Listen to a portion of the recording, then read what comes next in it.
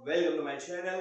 आज हम लोग यहाँ पर स्टार्ट करने वाले हैं फाइनेंशियल प्लानिंग प्रैक्टिस सेट 4.2 का क्वेश्चन नंबर 1 जो जीएसटी पेएबल पर है। जीएसटी पेएबल पर तो क्वेश्चन क्या है वो पहले हम लोग देख लेंगे, क्वेश्चन समझा दूंगा, उसके बाद फिर आपको यहाँ पर सॉल्यूशन बताता हूँ, ठीक है। सो क्वेश्चन अगर आप देखोगे, Chetna store paid total GST of ₹1,05,000 at the time of purchase and collected GST 1,22,500 at the time of sale during 1st of July 2017 to 31st July 2017। ठीक है, find GST payable by Chetna store. So Chetna store ने जब कोई सामान लिया तो उस पर जीएसटी पे किया, उसको हम लोग बोलेंगे इनपुट टैक्स।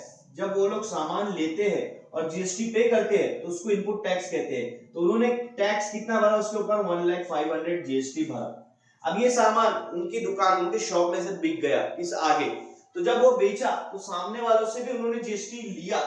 पहले उन्होंने दिया जिससे खरीदा था, अब जिसको भी वो सामान बेचा है उनसे जीएसटी इन्होंने लिया, तो इसको बोलेंगे आउटपुट टैक्स। क्या बोलेंगे? Output tax. तो इन्होंने आउटपुट टैक्स जो कलेक्ट किया वो कितना कलेक्ट किया? 1,22,500। अक्सर में जीएसटी कम दिया था और लिया कितना ज्यादा, तो जो बची हुई जीएसटी है वो जीएसटी पेबल रहेगी, मतलब ये उनको गवर्नमेंट को देना पड़ेगा। तो जीएसटी पेबल आपको निकालना है, बहुत सिंपल सा कंसेप्ट है। जीएसटी पेबल निकालना है तो आउटपुट टैक्स में से इनपुट टैक्स माइनस कर दो, आउटपुट टैक्स में से इनपुट टैक्स को माइनस कर दो। आउटपुट टैक्स क्या है यहाँ पे?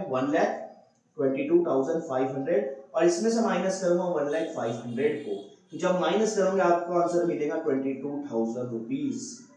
ये 22,000 रुपीज है, ये जीएसटी पेएबल है, मतलब अभी इतनी जीएसटी गवर्नमेंट को पे करना बाकी है, ठीक है। क्योंकि आगे जिनको उन्होंने सामान बेचा था उनसे ज्यादा जीएसटी लिए, तो अब वो बची हुई जीएसटी गवर्नमेंट को पे करेंगे ना, तो इसको कहते हैं जीएसटी पेएबल।